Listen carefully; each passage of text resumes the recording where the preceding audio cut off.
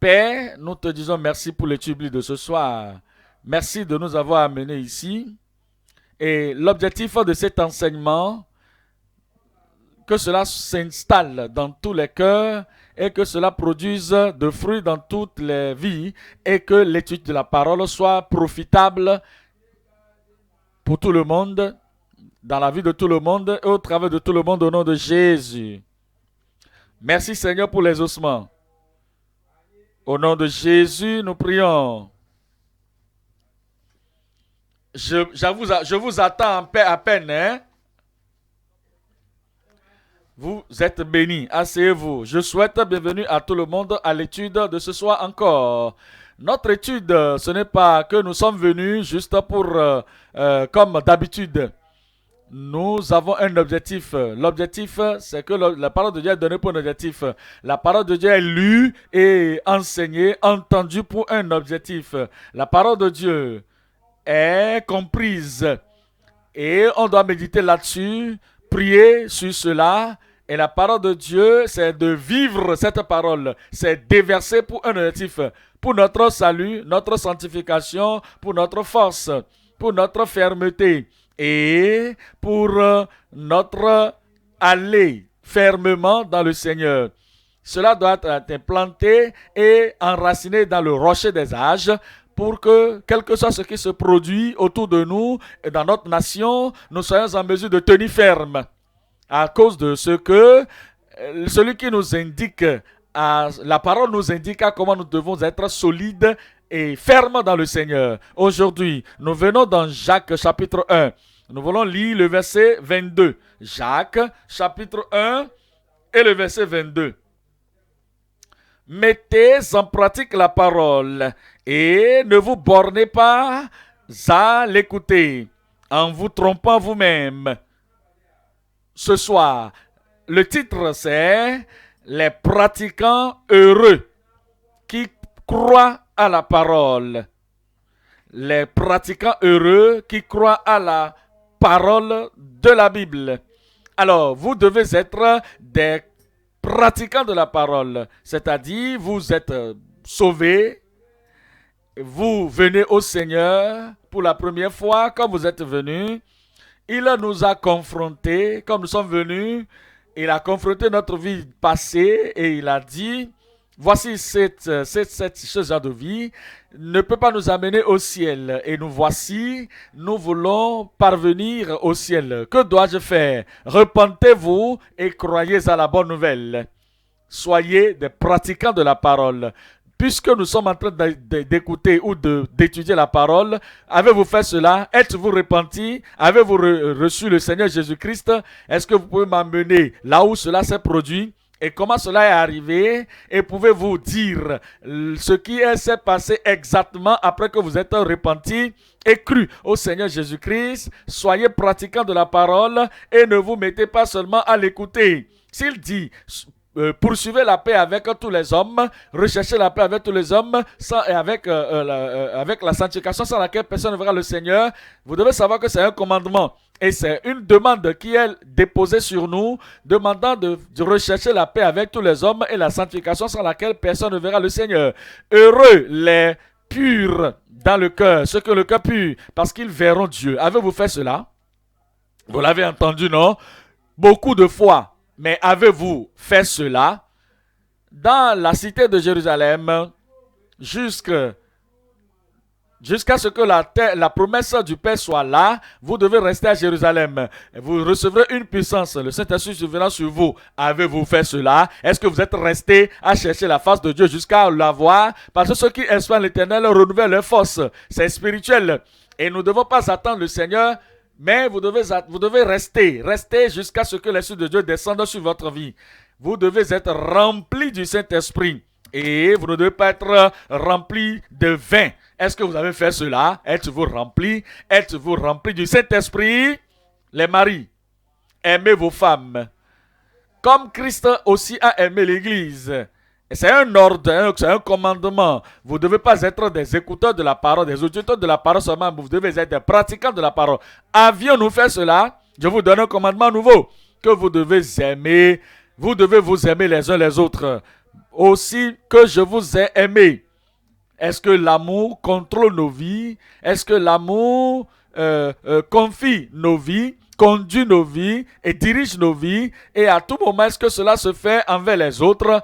Aimez vos ennemis également. Aimez vos ennemis également et priez pour ceux qui vous persécutent. Ce qu'il veut, c'est quoi? C'est quoi? Il veut que nous soyons des pratiquants de la parole et non des auditeurs seulement, et non des étudiants seulement, et non des prédicateurs seulement, et non des leaders seulement. Mais soyez des pratiquants de la parole et non des auditeurs seulement, vous trompant vous-même. Et c'est des pratiquants heureux qui croient à la parole de la Bible. L'étude est divisée en 3 parties. Numéro 1, les auditeurs de la parole oublieux qui s'illusionnent, c'est-à-dire des gens qui sont là, ils ont écouté, ils se lèvent, ils rentrent chez eux et ils reprennent avec la vie qu'ils menaient comme s'ils n'avaient jamais entendu quelque chose, comme s'ils n'avaient jamais appris quelque chose, comme s'ils n'étaient pas exposés à la parole, comme si la parole ne leur était pas exposée. Ils sont oublieux, ils sont des gens qui s'illusionnent, qui restent dans la tromperie de soi. Numéro 2, c'est les auditeurs fidèles, se renonçant selon sa volonté. Les auditeurs fidèles, les gens qui viennent fidèlement et qui étudient la parole, et ce n'est pas une perte. L'étude de la parole n'est pas rentrée par une oreille et sortie par la seconde. Ils sont fidèles au Seigneur, le Seigneur de la parole. Ils sont fidèles au Seigneur, le Seigneur de la parole. Ils sont fidèles et cette fidélité les amène à prier et à posséder la grâce, la force, l'objectif, la passion pour être obéissant à la parole du Seigneur. Et ils doivent se renoncer à eux-mêmes. Et le Seigneur voudra le moi voudra qu'il aille de l'autre côté, du côté de la tradition, du côté de l'attitude, de l'habitude, du côté de la vie ancienne. Mais, puisque nous nous renonçons à nous-mêmes et nous restons fidèles au Seigneur dans toutes les petits détails et dans les grandes choses, ce sont ces gens qui sont bénis, heureux, comme ils étudient la parole est appliquée à leur vie. Numéro 3, c'est les moissonneurs fructueux, désintéressés de cette manière. Cette manière dont nous disons ici, c'est quoi? Vous lisez l'acte des apôtres, les chrétiens, on l'appelle des gens de cette façon. Le plan de Dieu, la volonté de Dieu, la marche que nous avons, ça, on se réfère à cela comme cette voie ou cette manière. Si nous devons être fructueux, nous devons nous oublier. Ça, c'est la majeure chose avec l'humanité. On pense à soi-même trop et trop souvent. Mais ceux qui veulent porter de fruits dans la vie, ceux qui sont profitables dans la vie, c'est des gens qui s'oublient eux-mêmes et ils marchent dans cette voie du Seigneur. Et ces gens, ils seront des moissonneurs. Ils seront des gens qui seront profitables pour les autres. Ils seront utiles parce que ils seront des personnes qui... ils seront utiles parce qu'ils sont des gens qui s'oublient eux-mêmes. Donc, nous parlons de ces moissonneurs. Donc, nous allons partir au point 1, les auditeurs de la parole oublieux qui s'illusionnent. Le verset 22, il dit... Mettez en pratique la parole et ne vous bornez pas à l'écouter en vous trompant vous-même par de faux raisonnements. Est-ce que ce n'est pas ainsi? Ce n'est pas ainsi? Ce n'est pas ainsi? C'est une chose très sérieuse. Si Satan nous trompait, on comprend. Et nous tombons dans son mensonge. C'est une chose terrible. Si les voisins nous trompent, c'est de la manière la plus, c'est même plus damnable si nous nous trompons nous-mêmes. Il dit que si nous ne sommes pas des pratiquants de la parole et que nous sommes juste des auditeurs, nous nous trompons nous-mêmes. Verset 23. Car si quelqu'un écoute la parole, quiconque, comme Judas Iscario, il a écouté tous ces sermons sur la montagne. Il a écouté tout ce que Jésus avait dit. Il a écouté toutes les promesses, tous les préceptes, toute proclamation de Christ. Mais Il était juste un auditeur. Celui qui écoute seulement. Il n'était pas un pratiquant. Il est comme un homme qui regarde dans un miroir son visage naturel. Son visage naturel dans un miroir. Et qu'est-ce qui se passe après? Verset 24. Il a dit, et qui, après s'être regardé, s'en va et oublie aussitôt quel était son état. Il a oublié, il oublie qu'il était pécheur. Le pécheur qui a besoin du salut. Il oublie qu'il est un rétrograde qui a besoin de la restauration. Il oublie qu'il est faible et qu'il a besoin de la force. Il oublie qu'il n'est pas saint et qu'il a besoin de la justice et de la touche de Dieu pour la transformation de sa vie, pour être juste et saint. Il oublie qu'il est une personne oublieuse et qu'il a besoin de la grâce de Dieu pour toujours se rappeler la parole de Dieu comme cela se doit. Il s'oublie, donc c'est les auditeurs de la parole oublieux qui s'illusionnent. Nous allons parler de 3 sous-titres ici. Numéro 1, c'est les auditeurs de la parole oublieux qui se trompent. Et le B, c'est les dispensateurs de la parole stérile qui s'illusionnent. Et numéro 3, le petit C, c'est les ennemis de la parole sale et souillée. Nous allons partir au sous-titre 1. Le sous-titre 1, c'est les auditeurs de la parole oublieux qui se trompent eux-mêmes. Donc nous avons vu dans Jacques 1, le verset 22. Jacques 1, verset 22-24. Nous allons à présent aller dans Galates chapitre 6 et le verset 3. Galates 6, verset 3 nous dit, si quelqu'un pense être quelque chose, quoiqu'il ne soit rien, il s'abuse lui-même. Il s'abuse lui-même. Il est un pécheur. Il se compte comme un saint. Il se trompe lui-même. Et il est un rétrograde. Et il se dit lui-même qu'il est un croyant. C'est un trompeur de soi-même. Il est une personne déchue. Et il se trompe lui-même. Il s'abuse lui-même. Il se dit qu'il est fidèle alors qu'il est un infidèle. Il est endurci. Malgré cela, il sent qu'il est saint. Il se trompe. Il s'abuse lui-même. Alors si quelqu'un, une femme, un homme, un adorateur d'église, celui-là qui est un pratiquant de religion, un membre d'église, se pense ou pense de lui-même qu'il est quelque chose, quoiqu'il ne soit rien, il s'abuse lui-même. Il se trompe lui-même. Et le fait de se tromper soi-même, des fois, cela commence d'une façon très très minime. Et cela s'étend. Cela commence par grandir et devient une habitude. Et si quelqu'un ne tue pas cette habitude de se tromper soi-même, tout au long de sa vie, il va pénétrer la totalité de la déception de soi, pensant qu'il est en train d'aller au ciel, mais il va atterrir directement en enfer. Pourquoi? Parce que si quelqu'un pense qu'il est quelque chose, d'être quelqu'un, alors qu'il n'est rien, aux yeux de Dieu, il se trompe lui-même. Selon Hébreux 12, verset 5. Hébreux 12, le verset 5. Et vous avez oublié l'exhortation qui vous est adressée. Vous avez oublié. Est-ce que vous pouvez penser à vous-même tout ce que vous avez entendu, toutes ces années maintenant, des messages de salut, messages de sanctification, de la sainteté, pureté de cœur, des messages sur l'amour, des messages sur la nécessité de se tenir ferme sur la parole de Dieu et de combattre avec toutes les forces pour la foi, tout ce que vous faites, partout où vous allez, tous les plans que vous faites. Est-ce que vous combattez pour la foi qui a été transmise une fois pour toutes aux saints?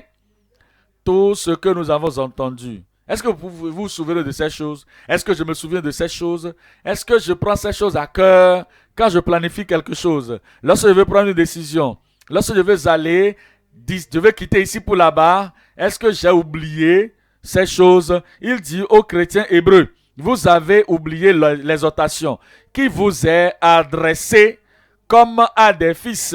Mon fils, ne méprise pas le châtiment du Seigneur, la correction du Seigneur, et ne perds pas courage lorsqu'il te reprend. Est-ce que nous oublions la parole du Seigneur, la parole qui a été donnée par inspiration pour la correction, pour le reproche, et lorsque la parole de Dieu nous parvient, et nous sommes corrigés, et nous sommes reprimés, est-ce que nous réagissons? Est-ce que nous répondons? Comment est-ce que nous répondons? Notre réponse va démontrer si nous avons oublié cette exhortation. Que nous ne devons pas faiblir lorsque le Seigneur est en train de nous châtier, de ne pas perdre courage. Mais vous savez, ça ne va pas venir du ciel. Il est venu devant nous et nous reprimer. Il va utiliser sa bouche. Il va utiliser ses sentinelles. Il va utiliser ses prédicateurs. Les gens qu'il a envoyés pour qu'on puisse nous révéler la pensée de Dieu. Alors, regardez le verset 6. Le verset 6, il dit, « Car le Seigneur châtie celui qu'il aime, et il frappe de la verge tous ceux qu'il connaît ou reconnaît pour ses fils. » Verset 7, il dit, « Supporter le châtiment, supporter la correction, supporter les reproches. C'est comme des fils que Dieu vous traite, car quel est le fils qu'un père ne châtie pas? 8. Mais si vous êtes exempt du châtiment, si Dieu est découragé et qu'il ne vous châtie plus, il n'y a plus de reproches, il n'y a plus de correction. Il dit, Ephraim a aimé les idoles, laissez-le tranquille.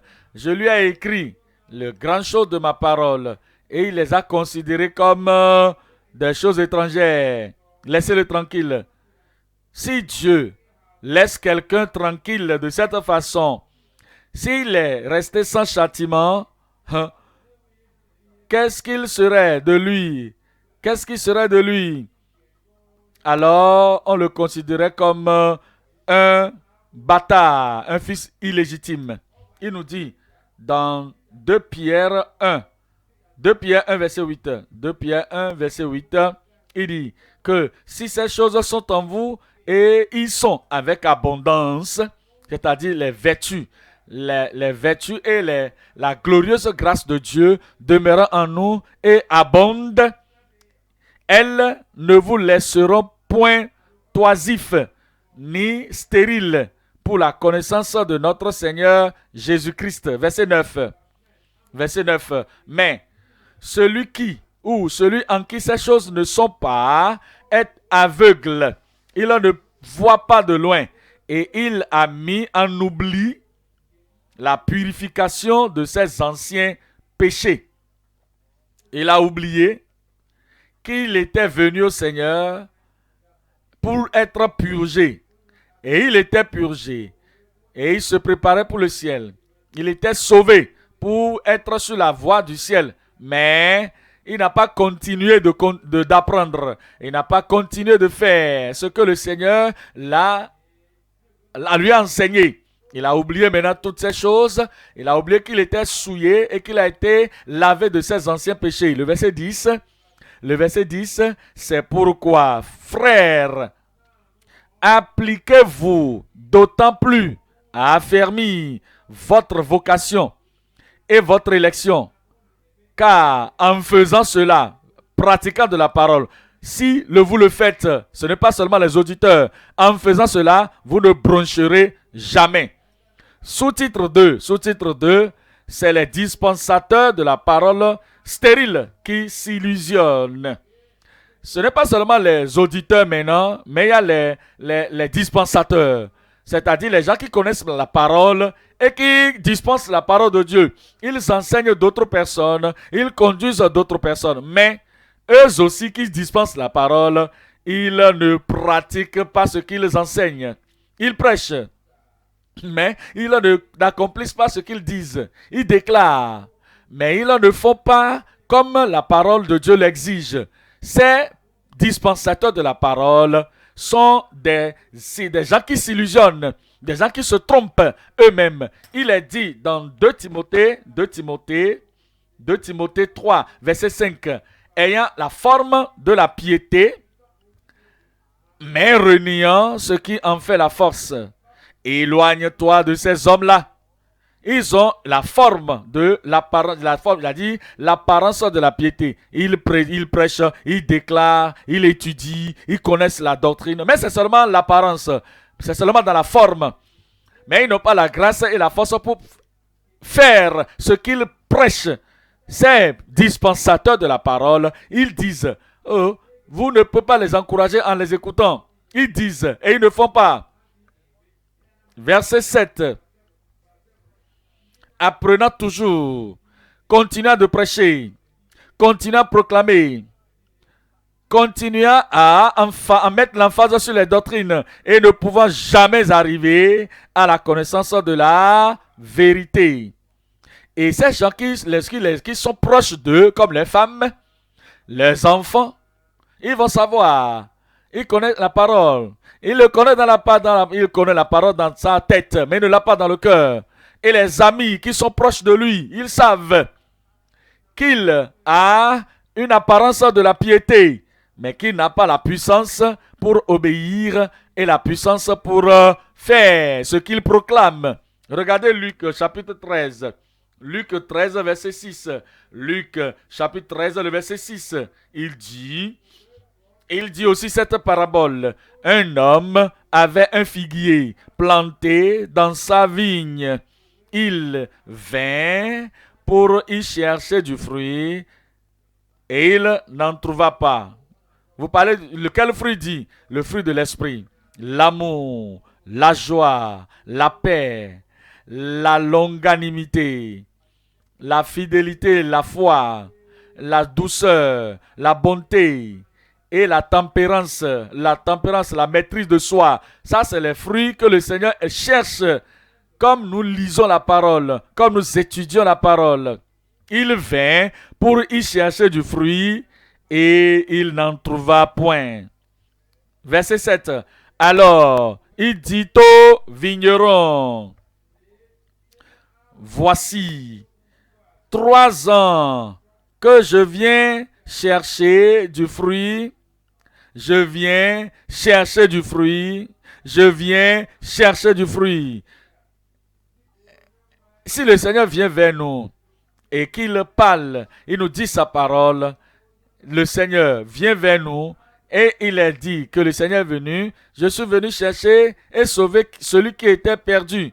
Maintenant, il voudrait que le fruit de ce salut nous traverse, parvienne à nous. Lorsqu'il vient vers nous et qu'il prie pour nous, disant sanctifie-les au travers de la vérité, ta parole est la vérité. Après cette prière, il voudrait que nous soyons en accord avec cette prière et nous mettre dans cette prière et faire la même prière pour recevoir le profit de la sanctification, la parole qui sanctifie. Il va venir, il sera en train de chercher de fruits dans notre vie. Et il dit que voilà 3 ans que je viens chercher du fruit à ce figuier, à ce figuier.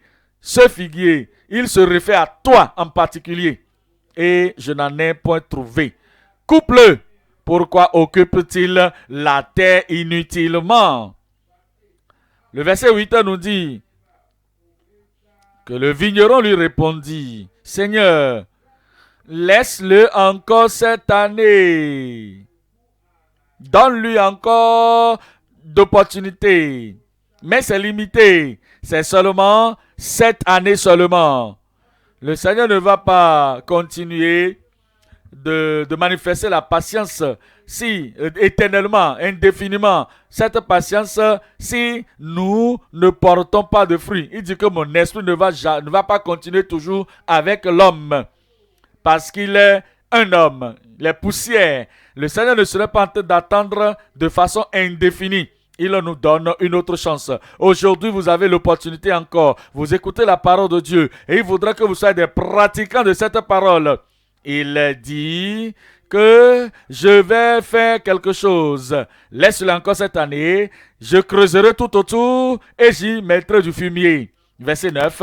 Peut-être à l'avenir donnera-t-il du fruit. Jonas avait une seconde chance. S'il a fait ce qu'il devait faire à Ninive, la prédication qu'il devait donner à Ninive, s'il devient un pratiquant de la parole, c'est ce que le Seigneur désire et ce qu'il veut de nous. Nous avions échoué de par le passé. Nous étions infructueux de par le passé, stériles de par le passé, infidèles de par le passé. Mais l'opportunité est venue maintenant pour devenir un pratiquant de la parole. S'il produit de fruits, c'est bon. Sinon, tu le couperas.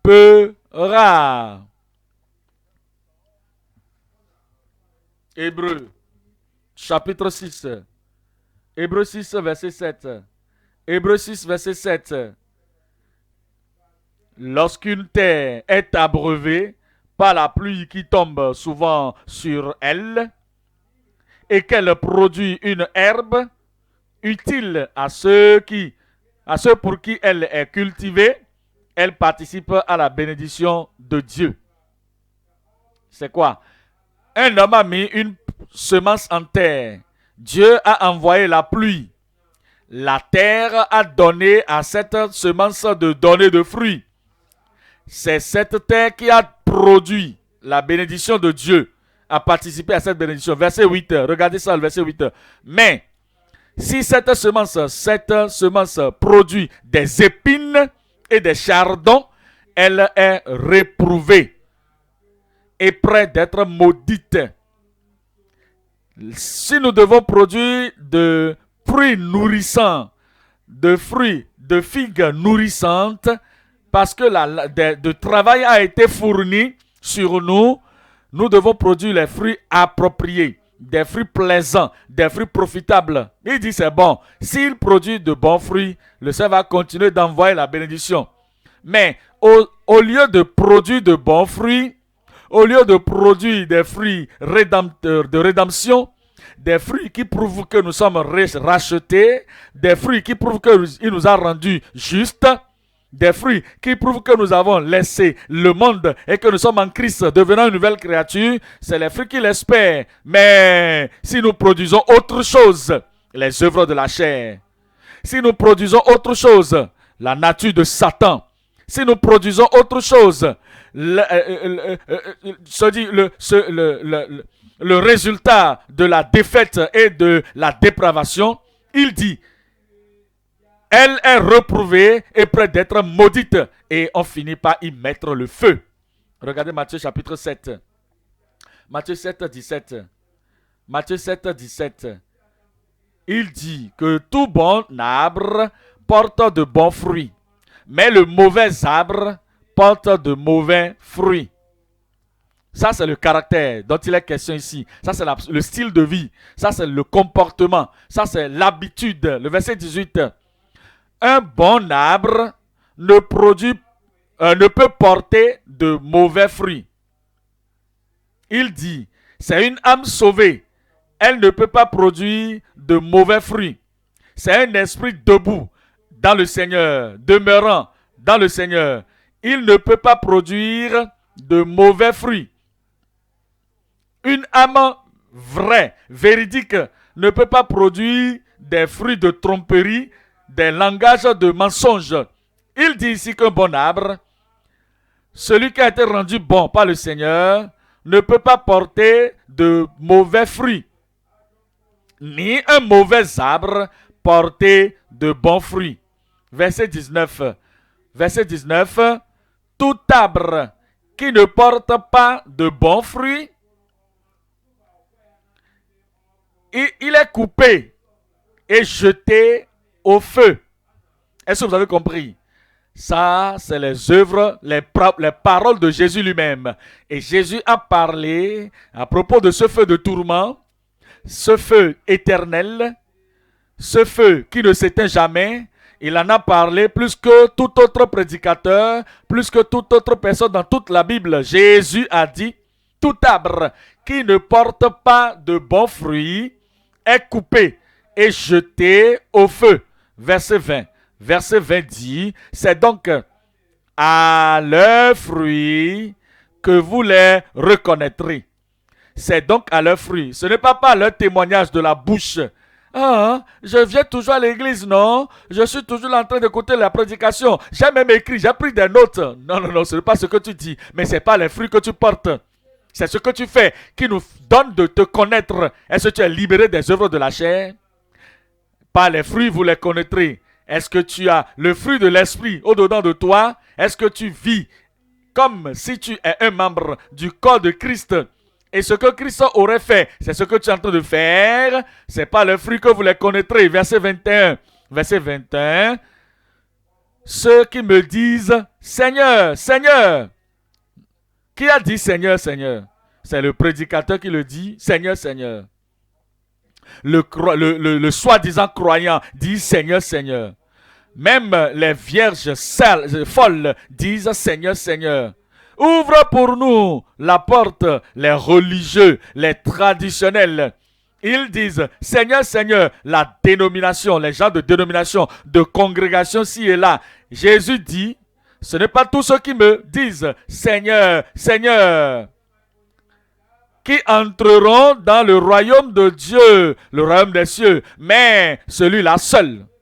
Mais celui-là seul qui fait. Mais celui-là seul qui fait. Nous avons besoin de la grâce. Celui-là seul qui fait. Nous avons besoin de la focalisation. Celui-là seul qui fait. Nous avons besoin de la détermination. Celui-là seul qui fait. Nous avons besoin de la décision. Celui-là seul qui fait. Pour être pratiquant de la parole. Celui-là seul qui fait la volonté de mon Père qui est dans les cieux. Verset 22. Verset 22, voyez ça avec moi. Verset 22. Plusieurs me diront en ce jour-là, Seigneur, Seigneur, n'avons-nous pas prophétisé par ton nom? C'est là que beaucoup de gens mettent toute leur emphase. Ils mettent toute leur emphase. Ils veulent la popularité, ils gagnent le respect des gens autour d'eux. Prophétie, prophétie. Nous n'avons pas prophétisé en ton nom. N'avons-nous pas chassé des démons par ton nom? Et c'est sur ça que beaucoup de gens se concentrent. Ils focalisent leurs pensées sur ça. Ils jeûnent, ils prient pour chasser les démons. Ils ne vont pas jeûner et prier pour chasser la colère qui est en eux. Le mal qui est attaché à leur cœur. La mauvaise habitude qu'ils ont. La vie de souillure qu'ils mènent. Ils ne veulent pas jeûner pour enlever ça. Ils pensent qu'ils peuvent chasser les démons et que c'est assez. Jésus a dit non, ce n'est pas ça, ce n'est pas assez. Ils doivent avoir Christ vivant au-dedans d'eux et au travers d'eux. Il dit, et n'avons-nous pas fait beaucoup de miracles par ton nom? Regardez le verset 23. Le verset 23. Alors, je leur dirai ouvertement, je ne vous ai jamais connu. Quel jour malheureux. Quel jour triste. Grande proclamation au dernier jour. Et vous ne pouvez plus retourner sur la terre pour vous repentir. Le dernier jour où vous ne pouvez plus rendre bon ce qui est mauvais. Jésus leur dit, je leur dirai, je ne vous ai jamais connu. Retirez-vous de moi, vous qui commettez l'iniquité. Regardez le sous-titre 3. Le sous-titre 3, nous parlons des ennemis de la parole sale et souillée. Des ennemis sales. Ils sont ennemis de la parole, mais ils sont sales et ils sont souillés par eux-mêmes. Même lorsqu'il n'y a pas quelqu'un autour d'eux pour les souiller, comment est-ce que c'est possible? Satan n'était pas tenté par un autre ange. Il est Lucifer, le chantre au ciel, mais il s'est souillé lui-même. Il a ingénié le mal et il a dit qu'il serait comme Dieu. Et l'orgueil l'a souillé. C'est des gens qui se souillent eux-mêmes, des ennemis de la parole qui se souillent et qui sont sales. Jude, verset 10. Jude, verset 10. Jude, verset 10. Eux, au contraire, ils parlent d'une manière injurieuse de ce qu'ils ignorent. Ils ne savent pas ce qu'il veut dire, mais ils parlent mal de la chose. Ils ne connaissent pas la chose, ils ne comprennent pas la chose, mais ils s'en moquent. Les paroles puissantes de Dieu, ils ne comprennent pas, mais ils parlent mal de ces choses. Ils ne parlent d'une manière injurieuse de ces choses qu'ils ignorent. Et ils se corrompent dans ce qu'ils savent naturellement comme des brutes, comme des choses viles. Ils se corrompent. Il y a des gens qui ont leur style de vie, leur attitude, leur habitude, leur comportement dans la pensée. Les pensées de péché sont ancrées en eux. Même s'il n'y a personne pour les salir, ils se salissent eux-mêmes. Regardez le verset 11. Malheur à eux, car ils ont suivi la voie de Caïn. Caïn, il n'a jamais vu quelqu'un tuer son prochain. Malgré cela, quelque chose est sorti de lui qui l'avait poussé à faire quelque chose que personne n'a jamais fait. Pas Ève, pas Adam, mais il est le premier-né de ces deux. Il n'a jamais vu quelqu'un lever quelque chose sur son prochain pour le tuer. Mais l'idée était venue à lui. Il avait inventé l'idée. Il était un ingénieur de cette idée. Et il a dit, la Bible dit, malheur à eux, car ils ont suivi la voie de Caïn. Ils se sont jetés pour un salaire dans l'égarement de Balaam. Ils se sont perdus par la révolte de Corée. Verset 12. Ce sont des écueils dans vos agapes.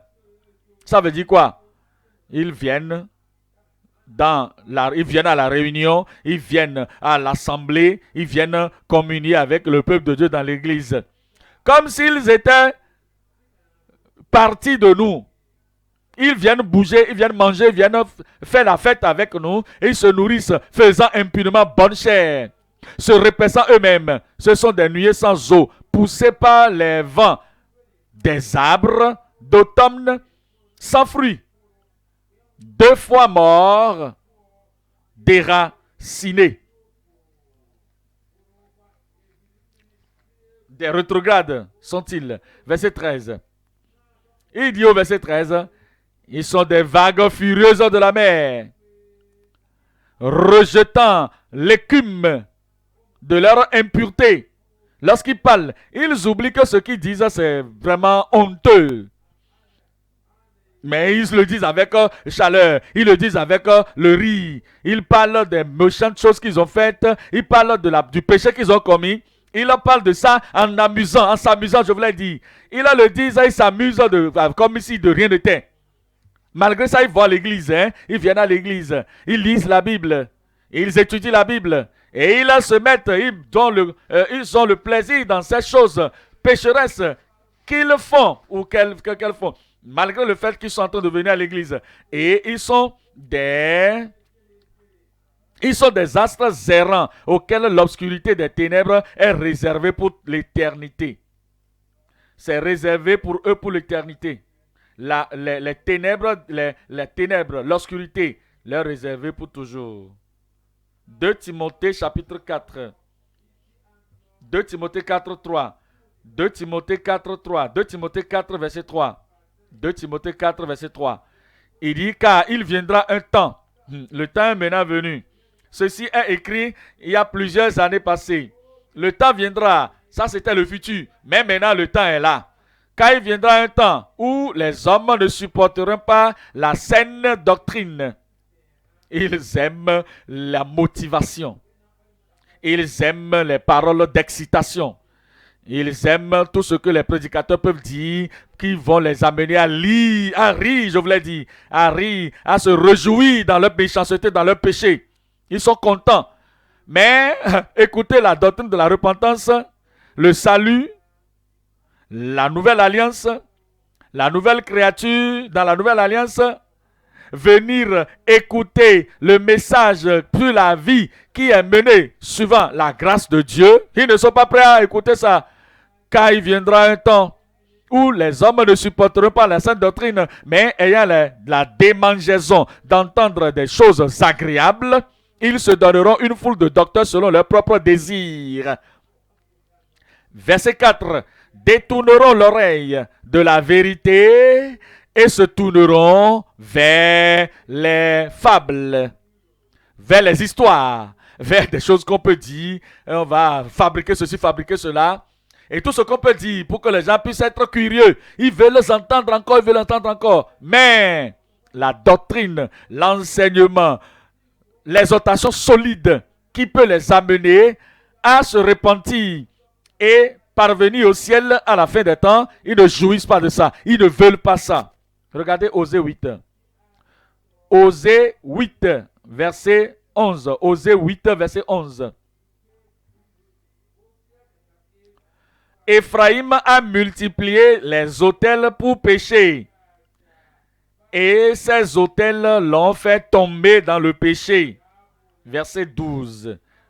Que j'écrive, c'est Dieu qui parle, que j'écrive pour lui toutes les ordonnances de ma loi.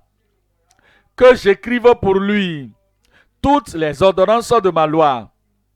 Que je lui écrive les choses essentielles de ma loi, les choses qui valent la peine dans ma loi, les choses qu'il faut pour le pèlerin sur la voie du ciel. Mais, je les ai écrites, elles sont regardées comme quelque chose d'étranger. Que quelqu'un peut vivre sans péché, c'est étrange, hein? Ils vont dire. Que quelqu'un puisse avoir un cœur circoncis, aimer Dieu de tout son cœur, de toute sa pensée, de toute son âme, c'est considéré comme quelque chose d'étranger. Que quelqu'un puisse résister à la tentation et surmonter la tentation et surmonter le tentateur, pour eux, c'est quelque chose d'étranger. Que quelqu'un soit saint, qu'un homme soit saint, sanctifié, qu'un homme soit dans une vie de paix qui est plaisante au Seigneur, c'est quelque chose d'étranger pour eux.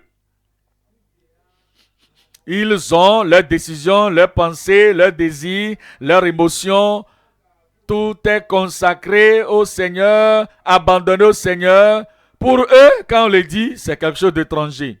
Vivre dans ce monde et ne pas pécher, et ne pas continuer dans le péché, qui peut vivre dans ce monde sans faire la corruption, prendre les pots de vin?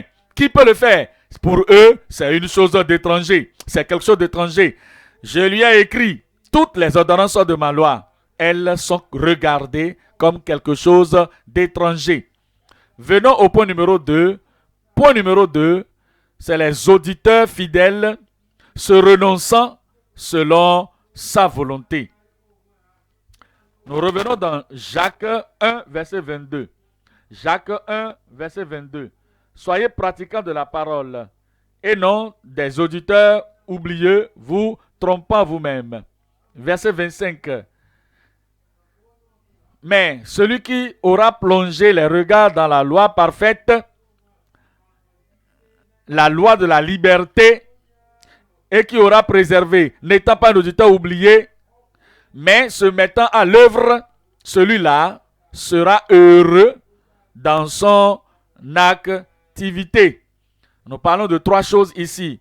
Sous-titre 1, avoir les regards sur la loi parfaite de liberté. Sous-titre 2, vivre par l'amour parfait du Seigneur. Sous-titre 3, combler de sa parfaite libéralité à vie. Numéro 1, sous-titre 1, avoir les regards sur la loi parfaite de liberté.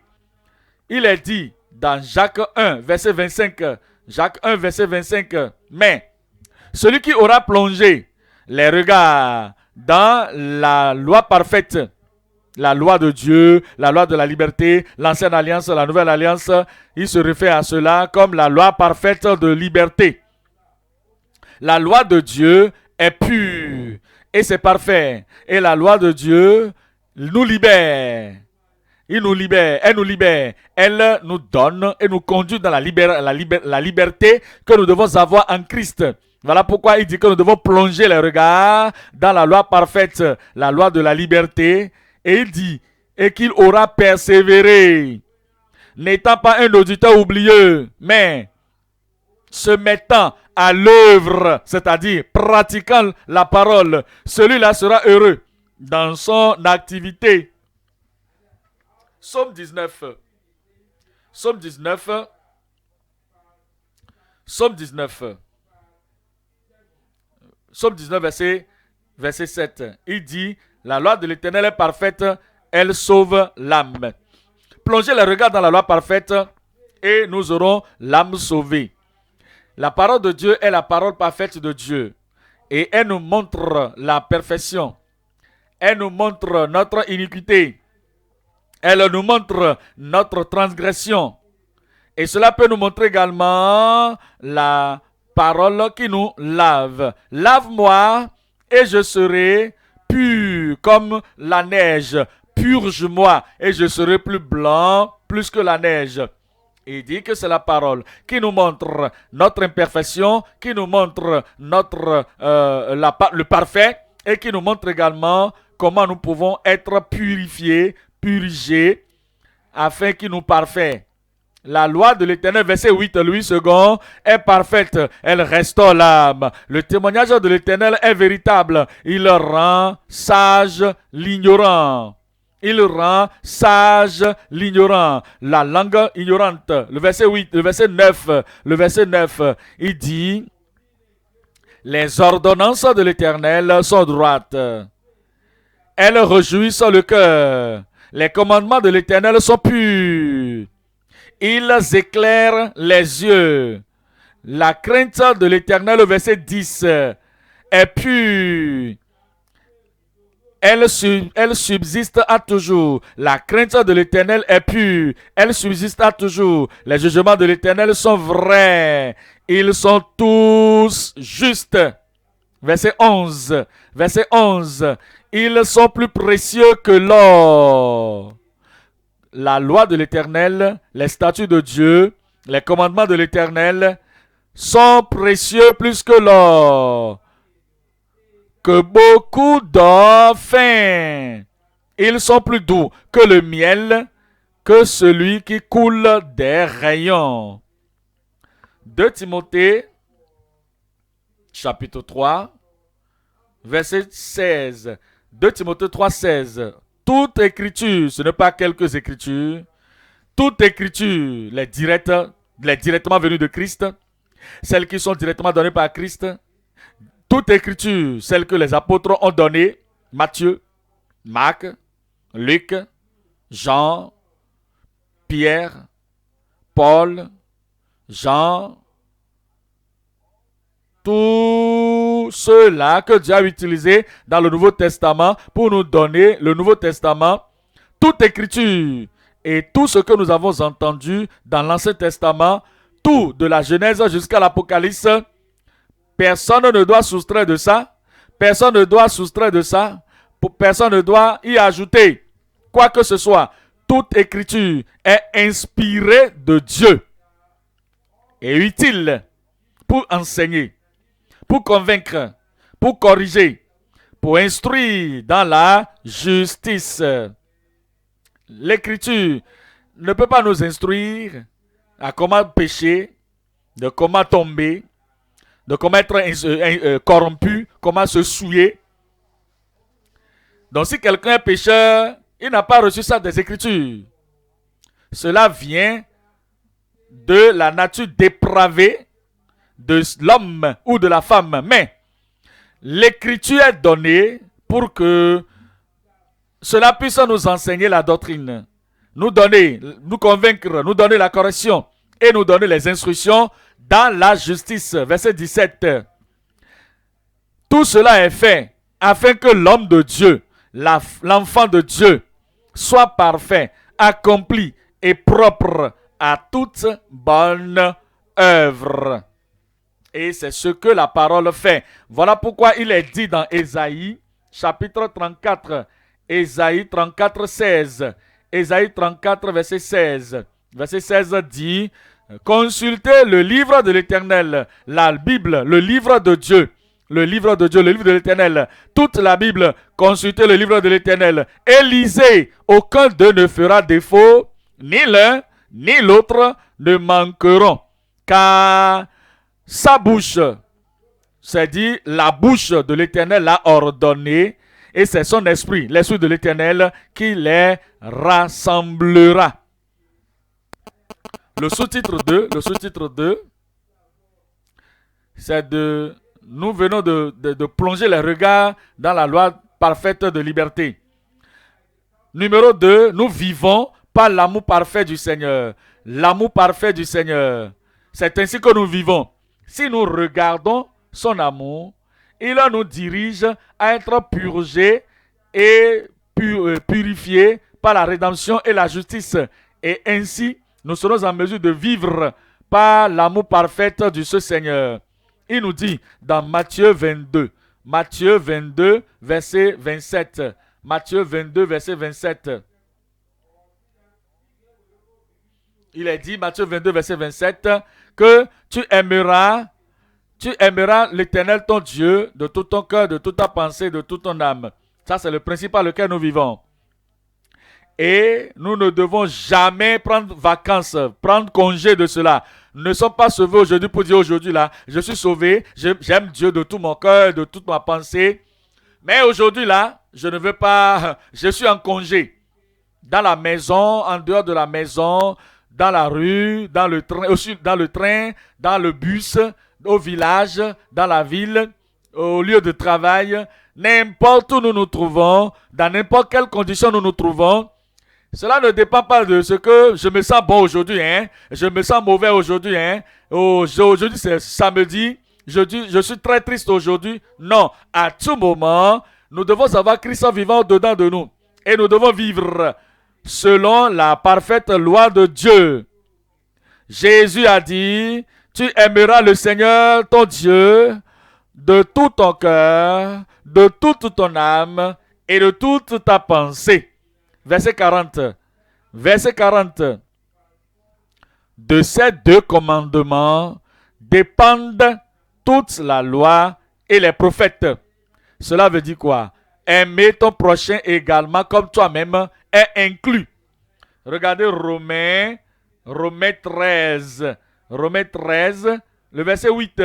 Romains 13, 8. Ne devez rien à personne, si ce n'est de vous aimer les uns les autres. Vous devez à tout le monde, votre voisin. Vous leur devez l'amour. Et c'est l'amour, la dette que vous devez payer. Vous devez payer cela à tout moment. Le voisin, l'étranger, l'ami, l'ennemi, la femme, le mari, les enfants, les parents, les membres de l'église, tout le monde, partout, quiconque. C'est ce que nous leur devons. Nous devons cela l'un à l'autre, de nous aimer les uns les autres. Il dit, car celui qui aime les autres a accompli la loi. Verset 9, il dit en effet, les commandements qui disent, tu ne commettras point d'adultère, parce que tu aimes la femme. Ah, ça c'est le mari de cette femme, hein? Alors tu ne dois pas commettre l'adultère avec elle. Tu ne voudras pas que quelque chose soit fait avec elle, toi aussi, qui doit amener son imperfection et qui va la pousser à pécher et manquer d'aller au ciel. Tu as une femme. Si tu aimes un homme, ça c'est l'homme, il est très très gentil, il est très bon. Oui, très bon, gentil, je l'aime. Tu l'aimes, tu ne veux pas qu'il aille au ciel, tu ne dois pas lui offrir ta chair, ton corps, pour dire, ah, je l'aime. Mais ce n'est pas ton mari, non? Je l'aime, mais ce n'est pas ta femme. Tu ne dois pas lui offrir ton corps. En exprimant ton appréciation de ce qu'il a fait pour toi. Parce que si tu le fais, tu es en train de l'envoyer en enfer. Et tu es en train de le rendre inutile dans le royaume de Dieu parce que tu l'amènes à rétrograder. L'amour ne doit pas offrir votre corps à l'autre personne. Je t'aime. Non, tu le hais en l'envoyant en enfer. Il dit que tu ne commettras point d'adultère, tu ne tueras point, tu ne déroberas point, tu ne convoiteras point. Et de ceux qu'il peut encore y avoir se résume dans cette parole qui dit, tu aimeras ton prochain comme toi-même. Verset 10. L'amour ne fait point de mal au prochain. L'amour ne fait point de mal au prochain. L'amour est donc l'accomplissement de la loi. Galates. Chapitre 5, le verset 14. Galates 5, verset 14. Car toute la loi est accomplie dans une seule parole. Dans celle-ci, tu aimeras ton prochain comme toi-même. Verset 16. Je dis donc, marchez selon l'esprit, et vous n'accomplirez pas les désirs de la chair. Verset 19. Or, les œuvres de la chair sont manifestes. Ce sont l'impudicité, la chair, l'impureté, la chair, la dissolution, la chair, l'idolâtrie, la chair, la magie, la chair, l'inimité, la chair, les querelles, la jalousie, ou les jalousies, les animosités, les disputes, les divisions, les sectes, l'envie, le verset 21, l'ivrognerie, les excès de table, les choses semblables. Je vous dis d'avance, comme je l'ai déjà dit, je vous l'ai déjà dit, mais je le dis encore, que ceux, les membres de l'église, les gens qui sont en dehors de l'église, que ceux qui s'appellent chrétiens, croyants, ceux qui témoignent à haute voix, je suis né de nouveau, je suis sauvé, que ceux qui commettent de telles choses n'hériteront point le royaume de Dieu. Ils n'hériteront point le royaume. Verset 22. Mais le fruit de l'esprit, c'est l'amour. L'amour pur, ce n'est pas l'amour érotique. L'amour, la joie, la paix, la patience, la bonté, la bénignité, la fidélité, la tempérance. Verset 23. Et la loi n'est pas contre ces choses. 24. Ceux qui sont à Christ Jésus ont crucifié la chair. Ceux qui appartiennent vraiment à Christ, ils sont nés de nouveau, ils sont sauvés, ils sont en train de demeurer en Christ. Ceux-là qui sont à Jésus-Christ ont crucifié la chair avec ses passions et ses désirs. 25. Si nous vivons par l'esprit, marchons aussi selon l'esprit. 26. Verset 26. Ne cherchons pas une vaine gloire. En nous provoquant les uns les autres, en nous portant envie les uns aux autres. Matthieu, chapitre 7, le verset 12. Matthieu 7, verset 12. Tout ce que vous voulez que les hommes fassent pour vous, faites-le de même pour eux. Car c'est la loi et les prophètes. Alors, tout ce que nous avons entendu dans le Seigneur, dans l'Ancien Testament, part de la Bible, de la loi, partie de la Bible. Tout ce que nous avons entendu et l'interprétation de toutes les paroles, de toutes les déclarations, l'interprétation de toutes les exhortations, c'est-à-dire quoi? Tout ce que vous voulez que les hommes fassent pour vous, faites-le de même pour eux. Car c'est la loi, c'est le résumé, c'est l'interprétation, c'est l'application de la loi et les prophètes. Qu'est-ce que vous voulez que les gens fassent pour vous?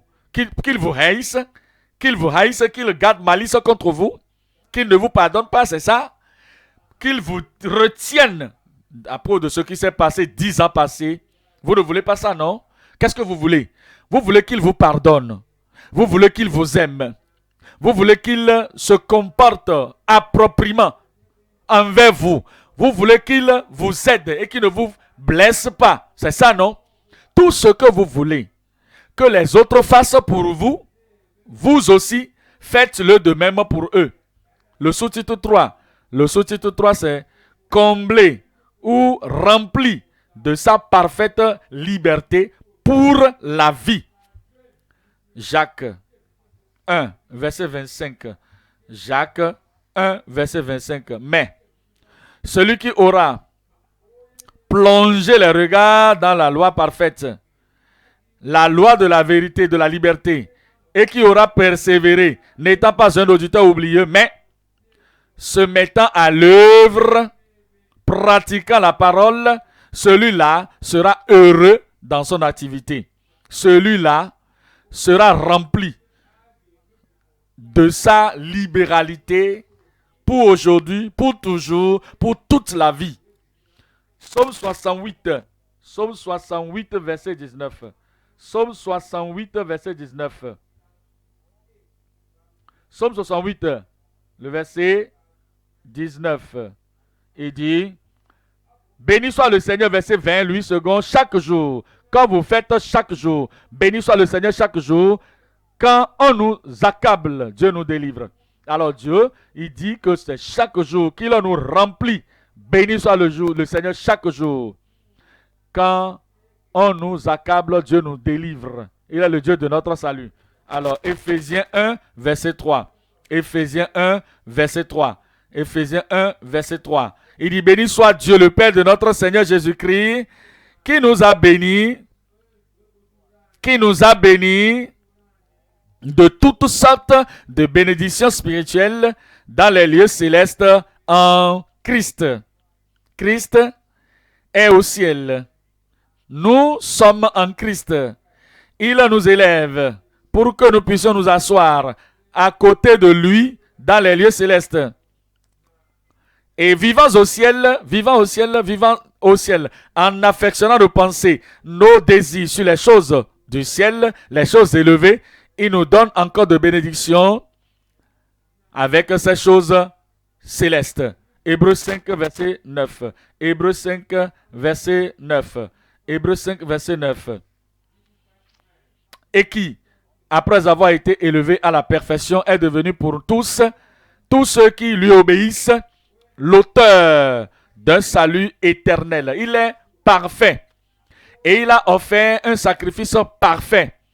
Et lorsque nous croyons en ce sacrifice parfait et que nous vivons selon la parole de ce sacrifice, de ce sauveur parfait, et puisque nous vivons selon sa parole et que nous sommes obéissants envers lui, il nous accorde le salut qui va demeurer éternellement. Nous venons au point numéro 3 maintenant. Le point numéro 3, les moissonneurs fructueux, désintéressés de cette manière.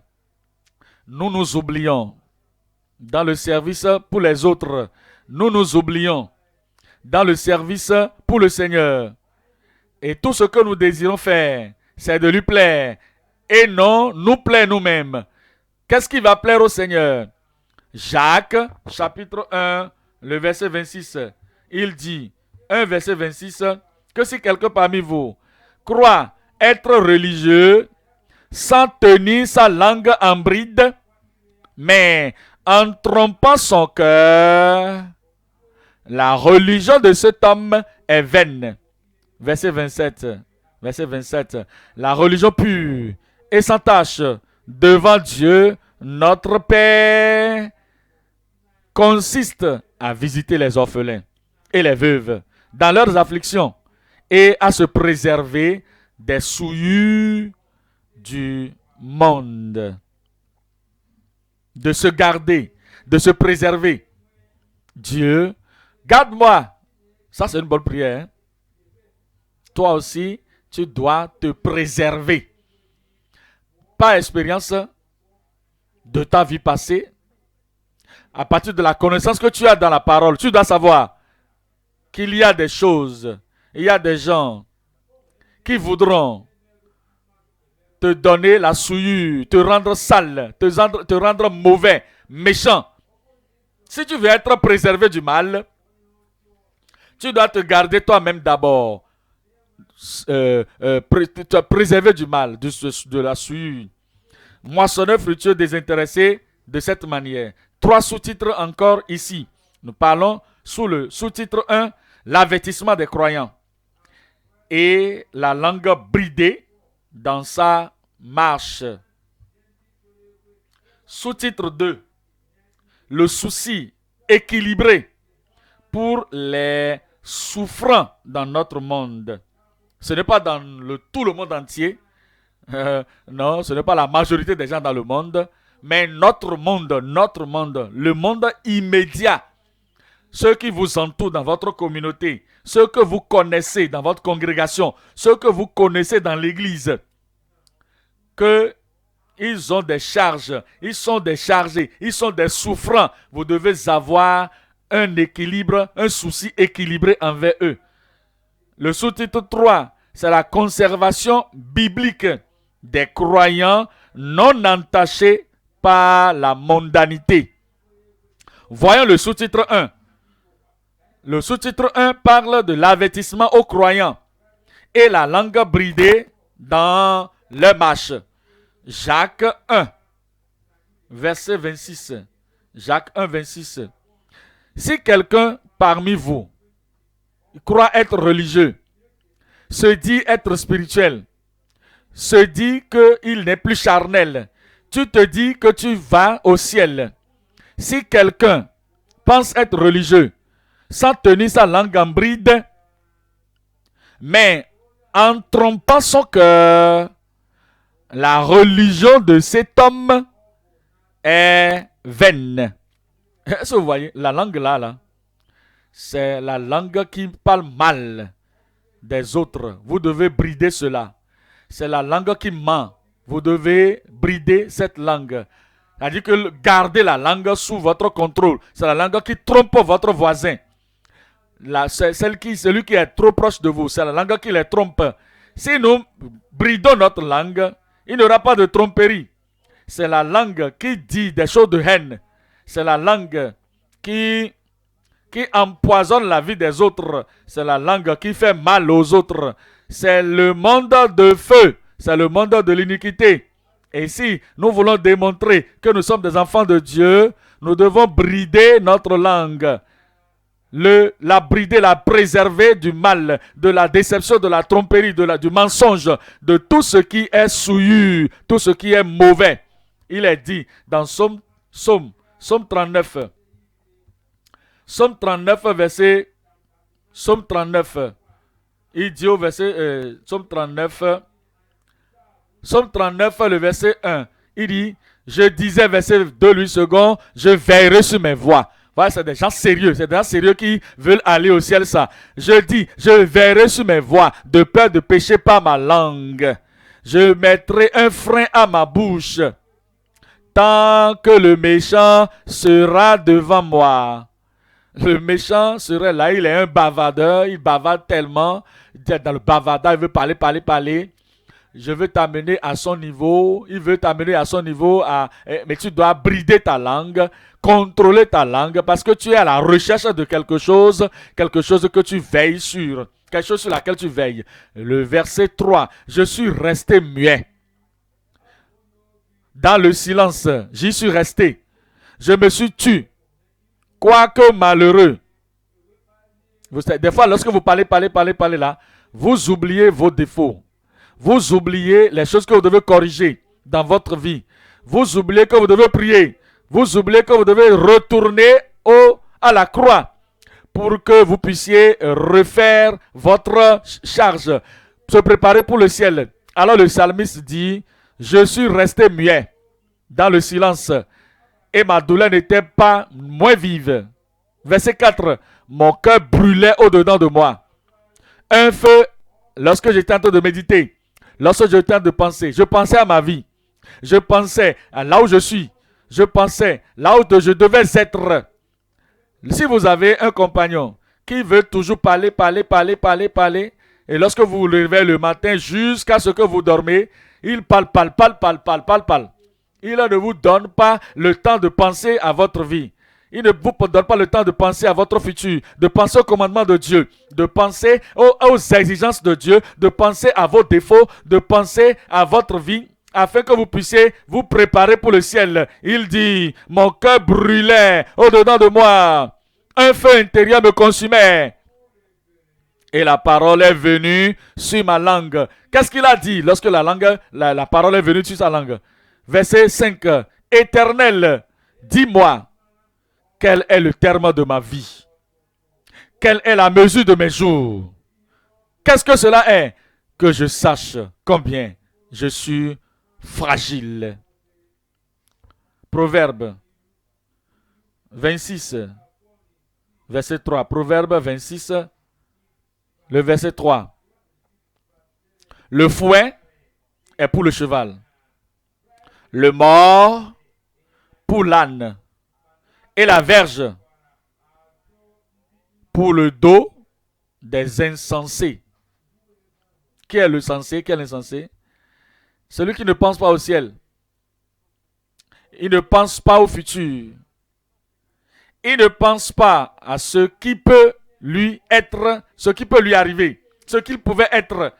Il ne pense pas aux défauts qu'il a. Le bavardage ne lui permet pas de méditer. À propos de méditer sur sa vie, de méditer sur ses pertes.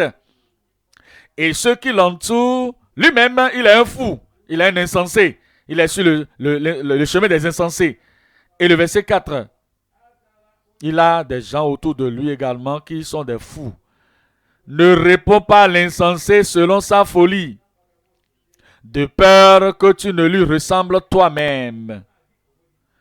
Ceux qui font des choses insensées, et vous courez après eux, vous courez après eux, vous courez après eux, vous oubliez votre appel, vous oubliez votre vie, vous oubliez ce que Dieu voudrait que vous soyez sur la terre.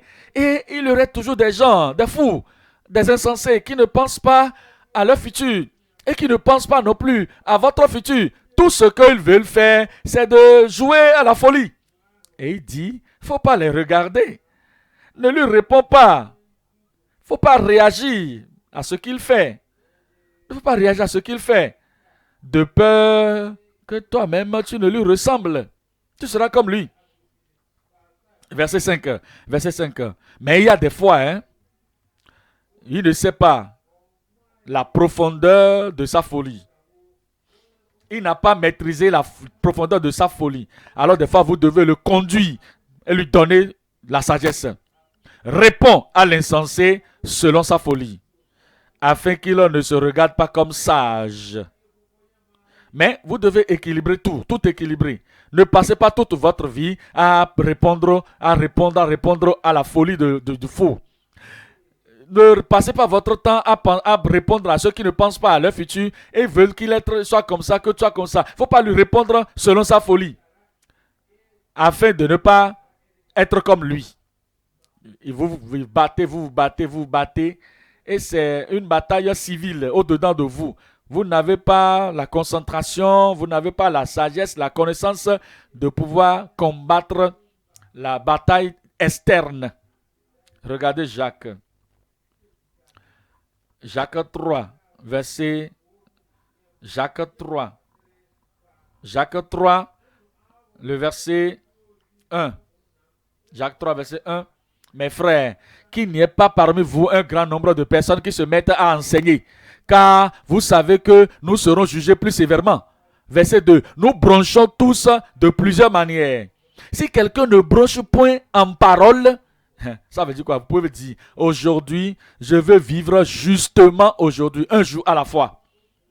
Je veux garder, brider, contrôler ma langue. Garder ma langue pour ne pas dire de bêtises aujourd'hui. Aujourd'hui, là, je veux faire ça.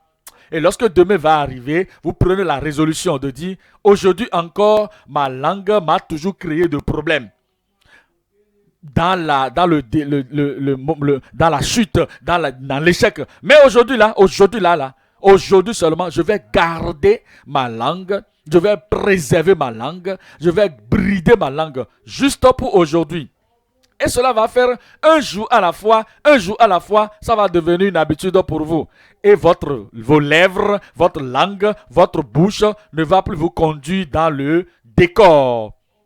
Alors, si quelqu'un ne bronche point en parole, des paroles insensées, des paroles de mensonges, des paroles de haine, des paroles de vengeance, si quelqu'un ne bronche point en parole, c'est un homme parfait, capable de tenir tout son corps en bride.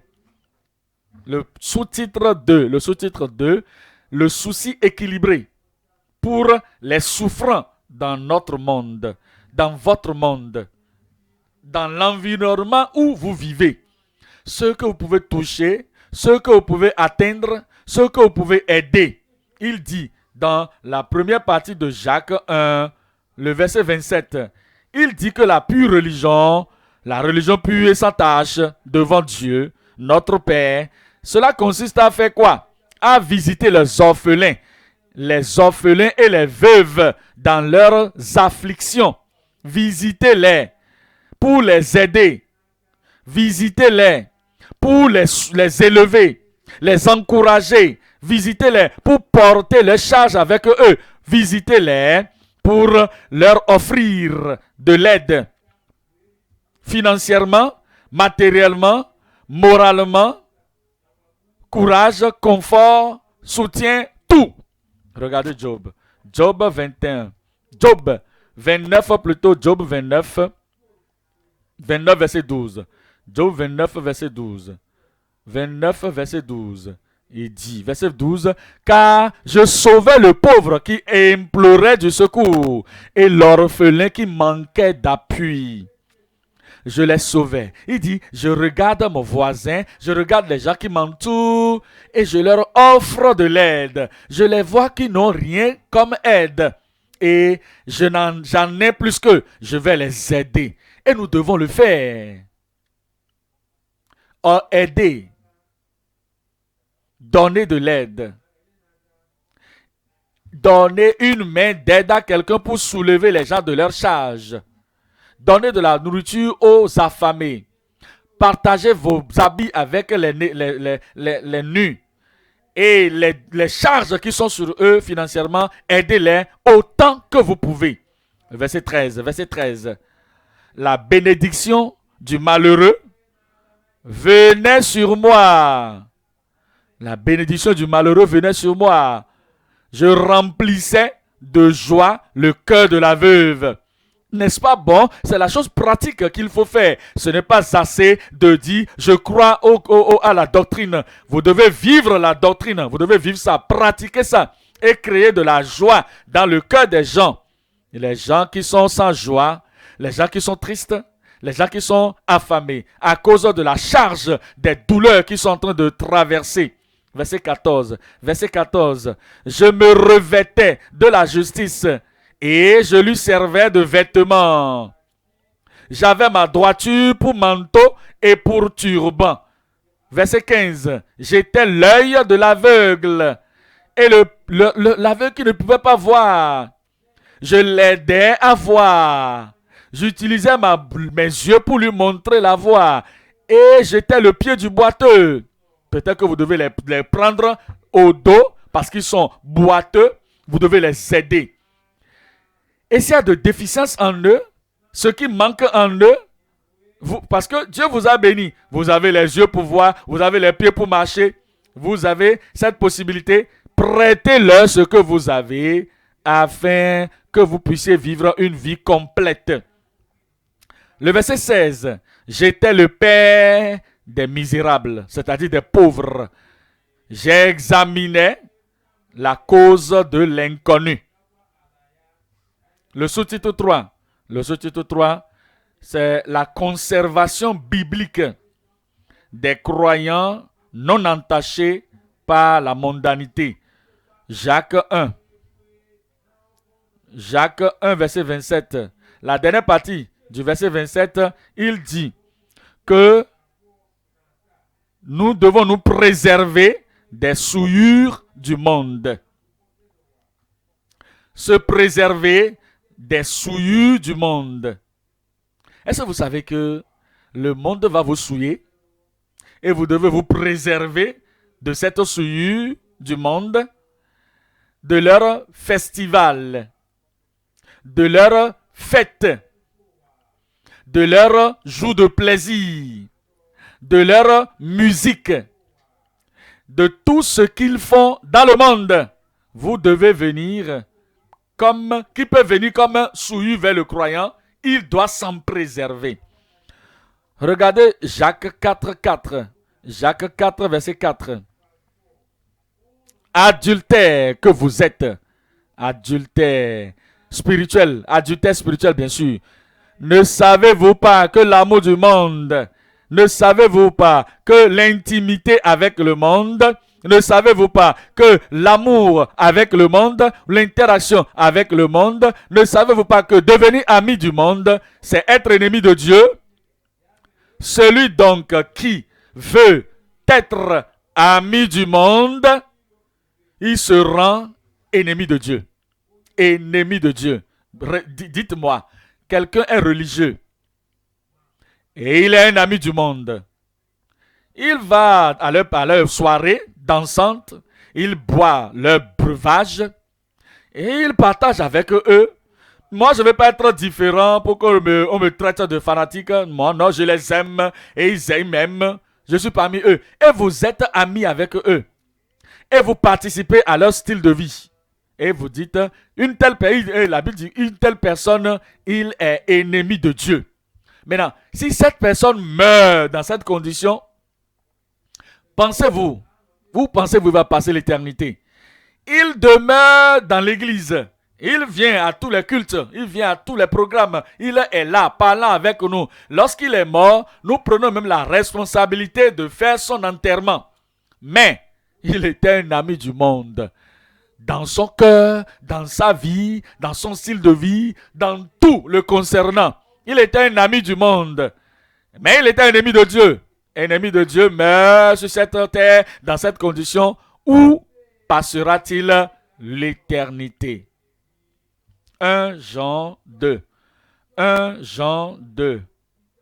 1 Jean 2, 15. N'aimez point le monde. C'est une ordonnance, c'est un commandement. Soyez des pratiquants de la parole et non des auditeurs oubliés, vous trompant vous-même. N'aimez pas le monde, ni les choses qui sont dans le monde. Si quelqu'un aime le monde, si une femme aime le monde, l'amour du Père n'est point en lui. Verset 16. Car tout ce qui est dans le monde, la convoitise de la chair, le monde, la convoitise des yeux, c'est dans le monde, et l'orgueil de la vie ne vient point du Père, mais cela vient du monde. Verset 17. Et le monde passe. Le monde passe.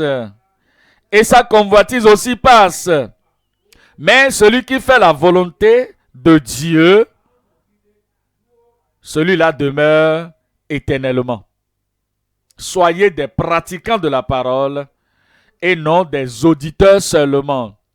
Que le Seigneur nous accorde la grâce, l'objectif de cœur, un corps objectif, la passion de suivre le Seigneur et de poursuivre la révélation de la parole de Dieu afin que nous soyons focalisés, concentrés, consacrés à faire ce que la parole dit et non seulement à être des auditeurs seulement et non des prédicateurs seulement.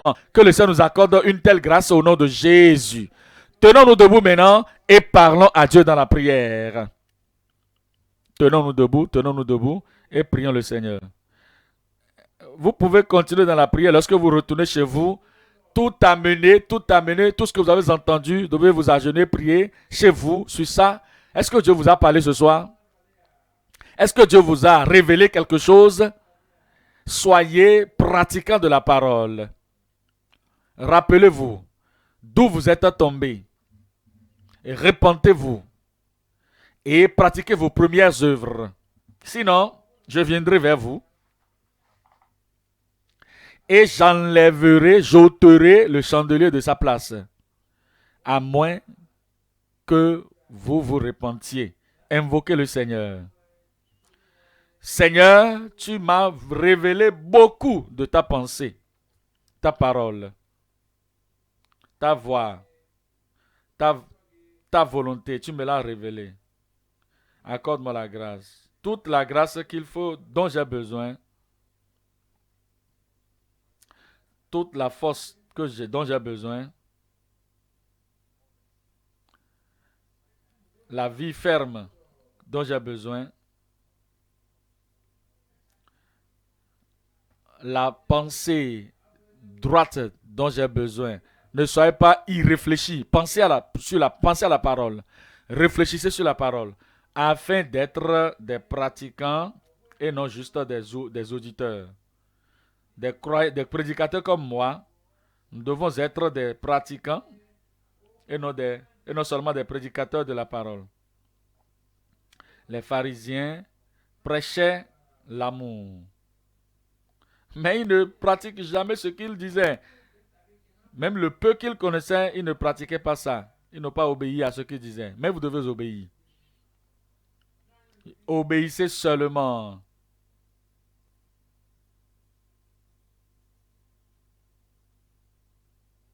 C'est la voix de Dieu.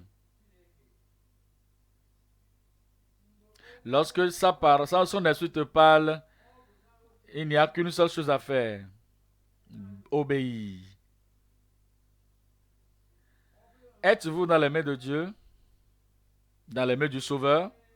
Vous devez faire tel qu'il ordonne. Ne vous arrêtez jamais pour raisonner pourquoi.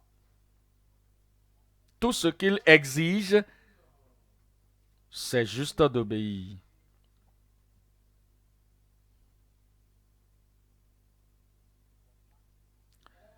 Désirez-vous des villas célestes, des maisons là-haut là-bas? Dans le pays qui est au-delà de la mêlée,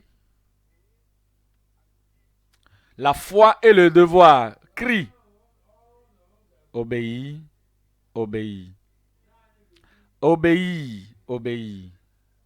C'est la voix de Dieu. Si son esprit te parle, il y a une seule chose à faire: obéir, obéir. Ne soyez pas un illusionné dans ce monde.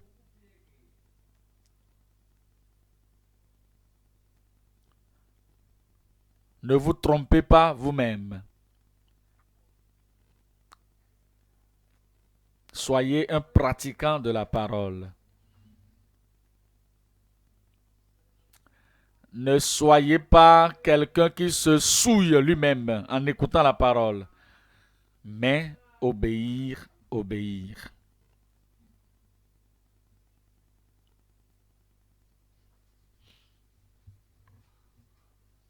Cela exige la maîtrise de soi, le renoncement à soi. Si quelqu'un veut le suivre, il doit renoncer à lui-même. Si quelqu'un le suit et qui ne renonce pas à lui-même, pour pouvoir porter sa croix, se charger de sa croix, il ne peut jamais être son disciple. C'était quand la dernière fois vous vous êtes refusé quelque chose. Vous vous êtes restreint. Que non, je ne dirai pas ça. Non, je ne porterai pas cet habit. Non, je n'irai pas là-bas.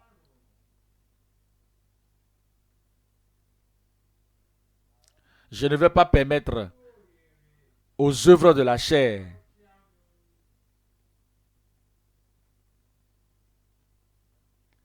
de rester en moi. C'est un chrétien qui renonce à lui-même, qui maîtrise sa chair et qui demeure fidèle à la parole, étant pratiquant de la parole.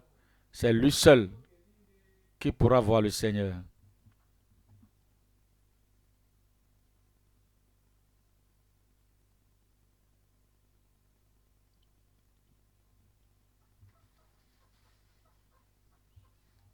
Visitez les orphelins, aidez-les. Les veuves dans leurs afflictions, dans leurs malheurs, allez vers eux. Nous venons de lire ça. Ne soyez pas juste des auditeurs, des écouteurs, ceux qui écoutent seulement la parole. Soyez des pratiquants de la parole. Soyez les yeux de l'aveugle. Soyez les pieds du boiteux. Soyez pratiquants de la parole. Soyez celui qui pourvoit aux besoins du pauvre, aux indigents, les incapables qui ne peuvent pas se pourvoir ce qu'ils vont manger. Soyez des pratiquants de la parole. Bridez votre langue. Pas de paroles de haine, pas de paroles de malice, de mensonges, de diffamation, de corrompus, de paroles corrompues qui vont sortir de votre bouche. Soyez des pratiquants de la parole. Et gardez-vous sans tâche du monde. Sans tâche. Le monde peut vous souiller.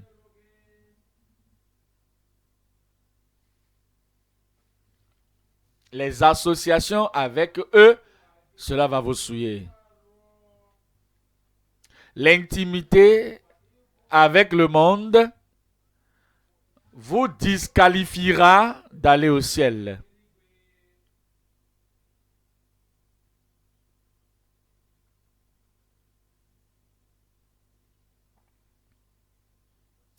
Gardez-vous.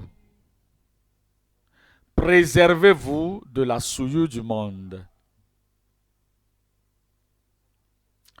Il nous ordonne de nous repentir pour être des pratiquants de la parole. Il nous ordonne de rechercher la paix avec tous les hommes et la sanctification sans laquelle personne ne verra le Seigneur. Soyez pratiquants de la parole et non seulement des auditeurs.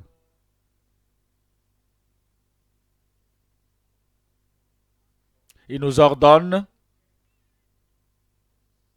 de rechercher et de sauver ceux-là qui sont perdus. Mettez-vous en charge jusqu'à ce que je sois de retour. Soyez pratiquants de la parole et non juste des auditeurs.